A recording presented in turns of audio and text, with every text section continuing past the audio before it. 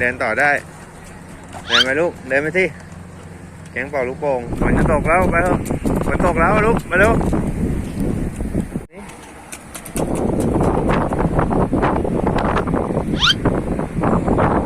ตำนี้ให้หน่อยไม่มีมือแล้ว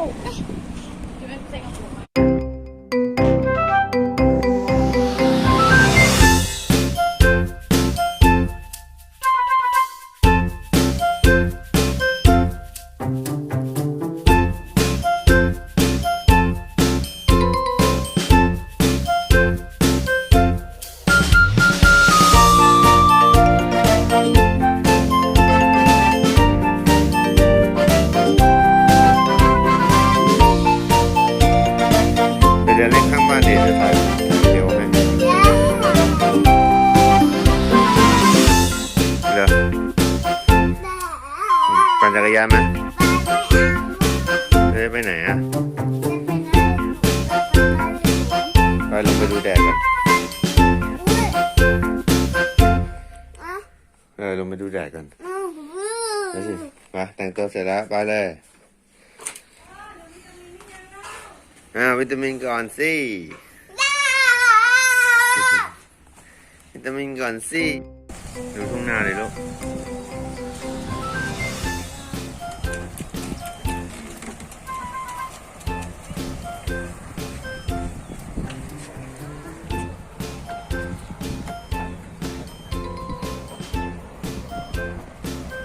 โอ้ยลูกโป่งไปไกลเลยลูกโป่งก็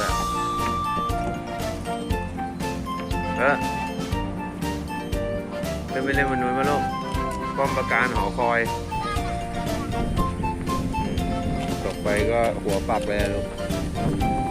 ตกไปหัวปักโคนเลยนะนกมันบินไปไหนลูกไหนอ่ะโอ้ยมานี่แล้วนก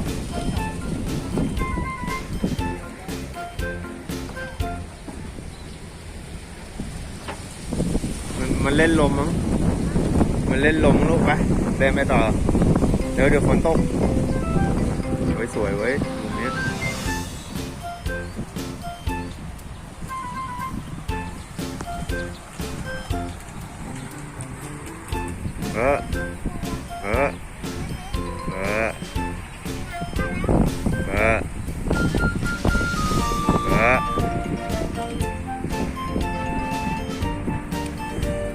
โอ้นี่ไอ้นี่เหมือนโดเรมอนเลยประตูมิติไทม์แมชชีนไม่ทราบ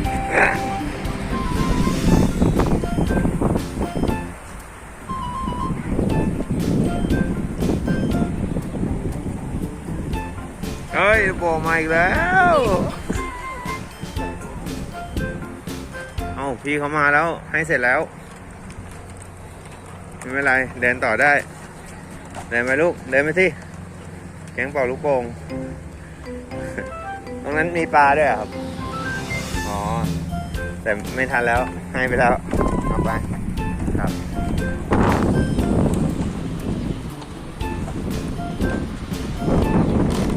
ขึ้นมาหอคอยเลยเหรอลูกหอคอยอุ้ยไหวไหมเนี่ยตำนี้ให้หน่อยไม่มีมือแล้ว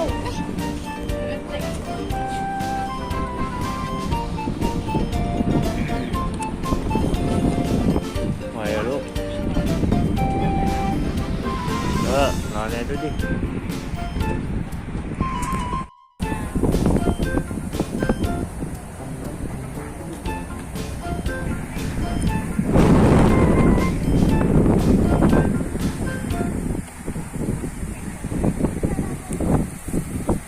เฮ้ย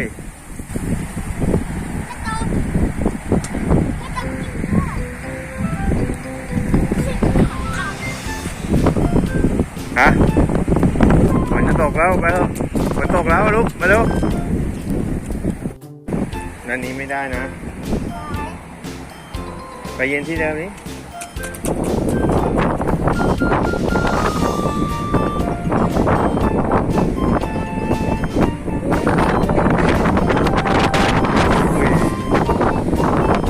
ลมแรงฝนมาแล้วก็ดูนาดิดูทุ่งนาดิลมแกว่งอ่ะ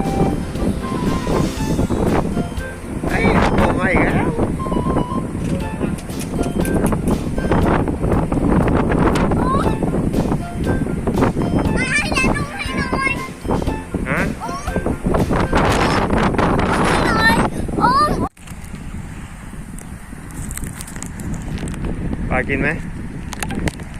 มีปลาป่ะ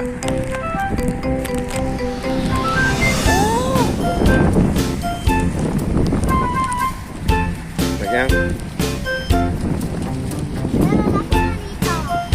ไม่ขึ้นแล้วไม่ขึ้นแล้ว